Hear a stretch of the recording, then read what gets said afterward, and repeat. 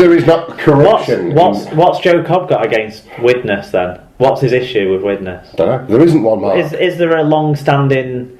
There's nothing long-standing. Is there a long-standing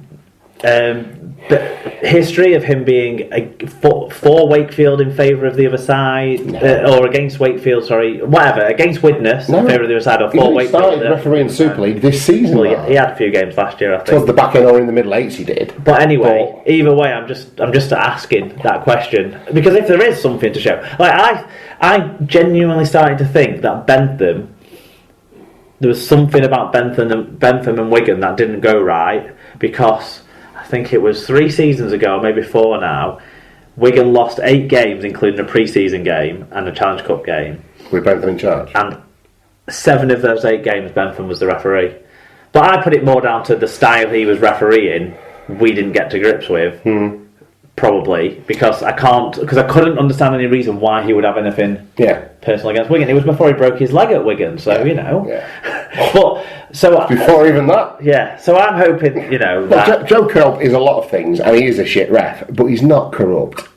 He's not someone's boy. He's just not very good. Eddie Connor said referee lost control of the game. He needs to get more experience at the lower leagues. I personally think that rugby league has the worst officials of any sport. Also, I can't help but notice that they do their best to stop Widnes winning. No, they fucking don't, right? Stop. Let's get this out of their head that all the referees hate Widnes. Because what did they do for the first 6 games of the season? Bad performance. But that's a strong statement what Eddie makes about worst officials of any sport. Really is a strong statement he makes. One thing I would say is we've talked before about how rugby league has ball in play more than any other of the major team sports. Percentage of game time. What that means is our officials have to make more decisions than any other sports officials, you would say. And I think they have to make decisions that are harder to read as well. And the calls that they have to make are tougher, and that you're relying on your touch judges far more than other sports as well. I don't necessarily know if the tough. Yes, there are. I think there's just more of them to make. And you do rely on your touch judges and not necessarily get much backup from them that we can see as observers watching often, as fans watching. But the problem we've got, Ben Thaler was on the Manchester radio, like Rugby League Hour, the Rugby League Extra or whatever they call it, on a Thursday. Who cares? It's not as good as us. Briefly interviewed. Ben Thaler was on that on Thursday, and he was talking about how this was before this Joe Cobb situation, but he was talking about how we have had a shortage of referees coming through for a period. But some of our referees are quite young, and it is absurd to see Ben Thaler as like a senior citizen in the refereeing ranks. Oh yeah, true. But it's just that's how it's fallen at the moment, and so unfortunately, I don't think we have the option of putting Joe Cobb down to League One for another 2 seasons. Unfortunately, we don't have that group of referees coming through at this moment in time. But if people think refereeing shit and have the fitness levels and the eyesight levels to give it a go, I think we should encourage everyone to do so, because we need more referees to make more competition for these jobs, and that will help us get a better standard, you would hope. Yeah, absolutely. But it's still going to be hard. Absolutely. And at the end of the day, Joe Cobb didn't pick up Ash Gibson and drive him into the ground, did he? No, he didn't. He also didn't smack Paddy Arban or get on or burrow under other players to make sure you laid out Scotty Moore when he was on the floor, or he certainly didn't trip anyone. He wasn't telling him to do it, was he? No. He wasn't walking up behind Paddy Arban on 6 minutes going, he says you're a cunt, mate, was he? So, and if he was trying to, in this whole lost control thing, I think that's the worry, because he gave 26 penalties and still didn't have control of the game. I mean, for me, that seems like a lot of penalties for the players not to have got into their heads to stop giving penalties away. But you don't know how consistently he was applying the laws, having not been at the game.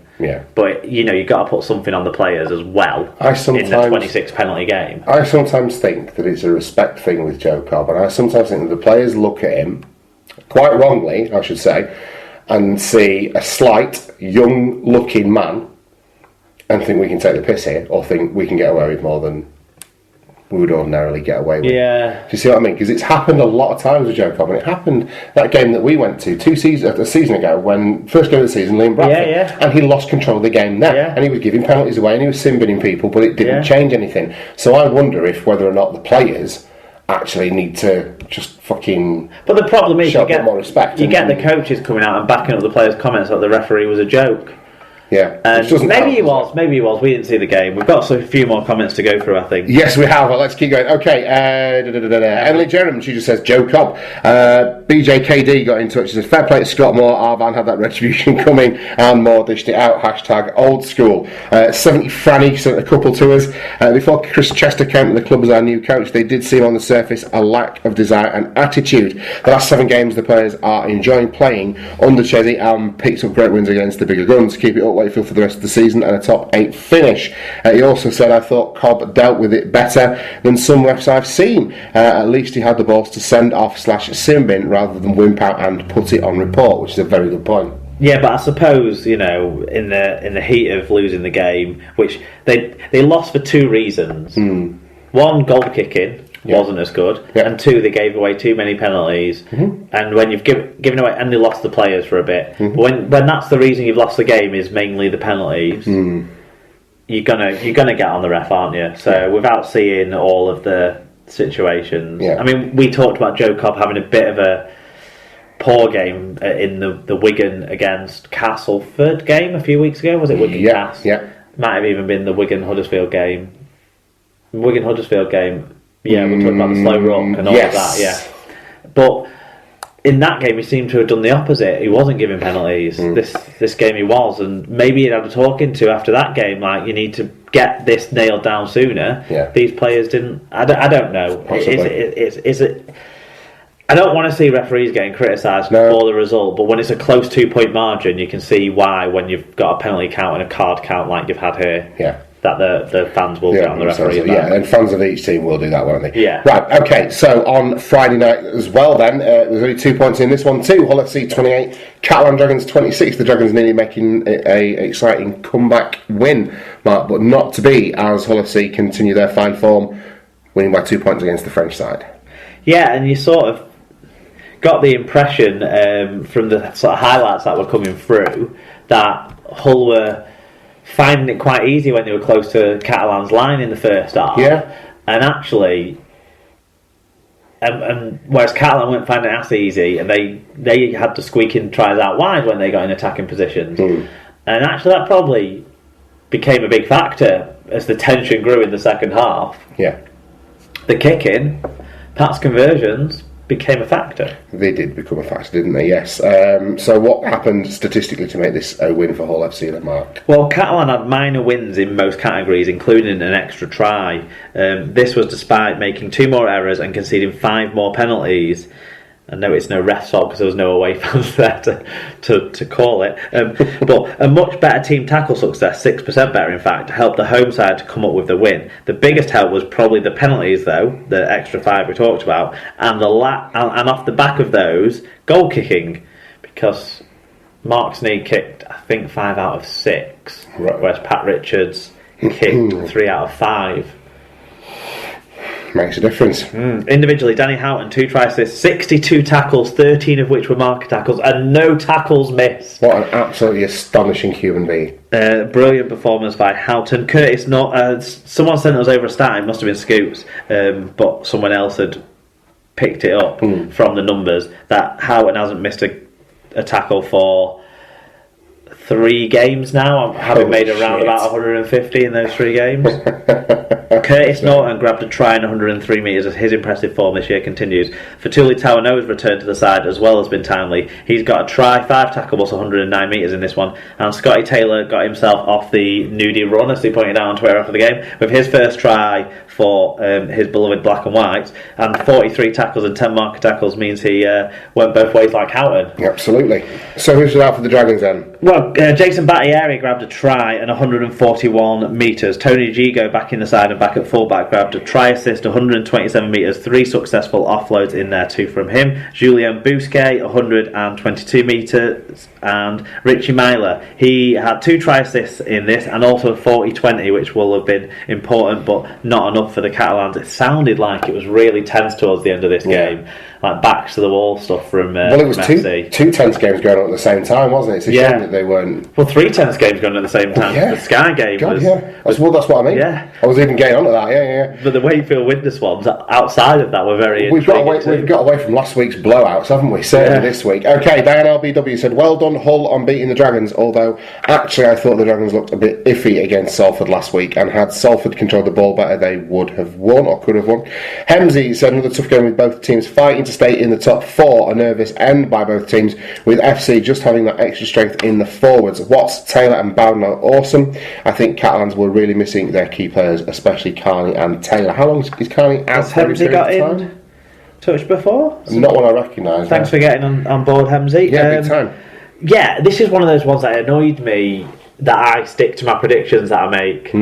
Because I stick to the predictions I make on the show, and we do those before we know the team lineups. Yeah. And as soon as this squad was announced, I wanted to go the other way, but I feel like I stay true to. Well, I didn't change anything. I didn't change anything either. But I do need to find out more about the. No, Carney seems to have it in his contract. They don't play away from home.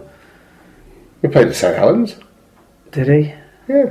Well, honestly, he's not playing every week. No. And I don't know what the crack is. Match. Unless they're really managing something with him. Possibly so. Need to do a bit more research into that, because Taylor, I don't know. He's coming in for Danny Maguire for me now that I can make some changes, you see. Yeah, well, I've got to take Andy Lynch out. Yes, more you do. on that More on that later on. Final word on this will go to Scoots28 Mac, laughing at us as she walks through Hull. She said, "Hull played really well for the first 20 minutes, but need to stop letting teams back into the game. I think missing Ellis and Minicello was noticeable, but fortunately the others stepped up well. Can't believe Catalan Dragons only having one player sin-binned at the end. Some very dangerous tackles put in." Who was? Oh, Casti was sin-binned, wasn't he, in this one? Yeah. Yeah. Yes, he was. Okay, so moving on then. The third game of Friday night, another close affair, where the lead changed hands 6-7 times, something like that. So Huddersfield come out on top by 28 points to 20 over the Leeds Rhinos, Mark. Yeah, it was really exciting, wasn't it? Brilliant game. Wonderful to watch. Not always totally high calibre rugby league, but a real sporting, a real clash, a real sporting battle.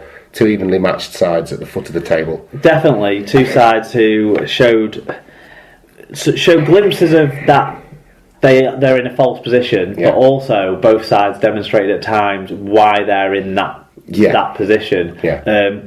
Particularly for Leeds, it was the strike weapons not showing any sort of strike ability, and errors in the opposing half when they got into attacking positions off the back of either some good forward play or some good play around the ruck by Robbie Burrow.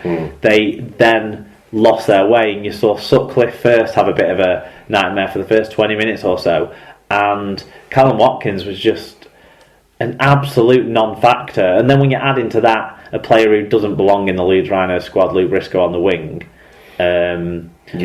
you're sort of struggling. Golding had a bit of a nightmare with the high kicks Danny Brough was putting up, but then again Huddersfield couldn't find ways to break the goal line defence for large periods. Leeds' scrambling defence was outstanding, and Huddersfield's decision making wasn't always what it should be.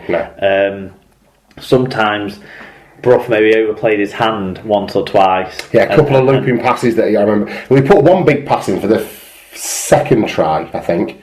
He put one big looping pass in that landed, but then minutes later he put another one in that was just wide of the mark and not happening. So I think he do, and I think he almost feels too much pressure on himself, or puts himself under too much pressure sometimes, Danny Brough, to get it done. Definitely, I agree with that, and I think that has been a factor for Huddersfield. He has got great stats. The Opta team that Phil Clark put on the Sky website for the first half of the season, he was in that because of the amount of try assists he's had, mostly, and the amount of attacking kicks he puts in, the 40-20s he has. But that's because he does everything. And like I say, I feel like he overplayed his hand a bit sometimes in that attacking 20, whereas Leeds just seemed like they had the hands tied behind the back in the attacking 28 times because they couldn't catch a ball. Yeah, and Crabtree's try at the very end that put it beyond doubt as well. That was, I think, not a doubt. I think they probably rode the luck a touch with that, do you think? Well, they had the one before narrowly ruled out because the camera angle couldn't definitively prove that his finger had left the ball, because the best angle had a sort of blur on the hand in it, even though everyone was pretty certain. But to be honest, that was such a marginal call to make live for the officials that I've got no